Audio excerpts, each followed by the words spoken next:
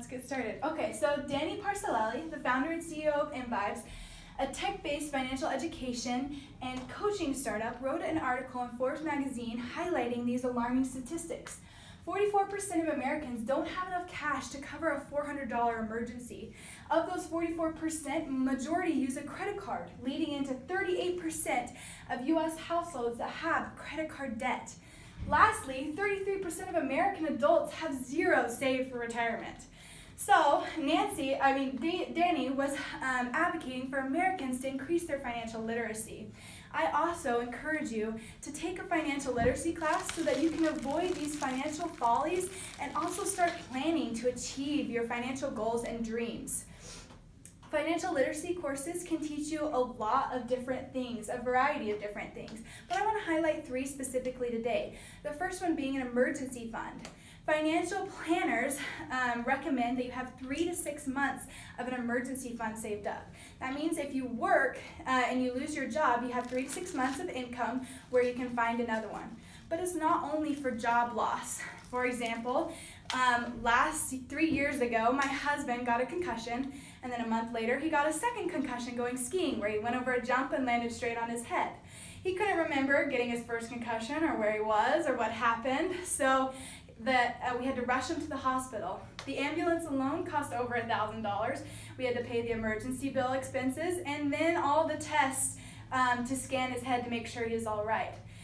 Fast forward 6 months later, his Cadillac converters on his car went out, and that was $2,000 to replace. A year later, he was playing basketball, and a guy took his shoulder to his jaw and popped out a piece of his jaw, taking his lower teeth and lodging it into his lip. He again went to the emergency room. Maybe you guys are not as unlucky as we are, but emergencies do happen, and you should be prepared for them. Imagine if we had to use a credit card to pay off these emergencies. We could still be paying the interest from that today. I found this statistic that on average, the United States American people who have credit card debt owe $16,000 with an interest rate of about 16%. That means if they took 10 years to pay their full balance, they would pay $16,000 in interest to their credit card issuer. That is double the amount that they borrowed. That is why credit cards are one of the worst ways to borrow money because of the extremely high interest rates. Lastly, I want to talk about how interest rates can work for you by starting retirement savings early. So, I put together an example in Excel for you. This assumes that you're 25 years old and you put in the maximum amount the government would let you into a retirement account. For this year, it's $5,500. You save for 40 years. That means you retire at 65. And I put the annual rate of return as 7. If you look it up, it's 8 to 12%. I was just being conservative. If all those things are the case, then you would have over $1 million when you're ready to retire at 65.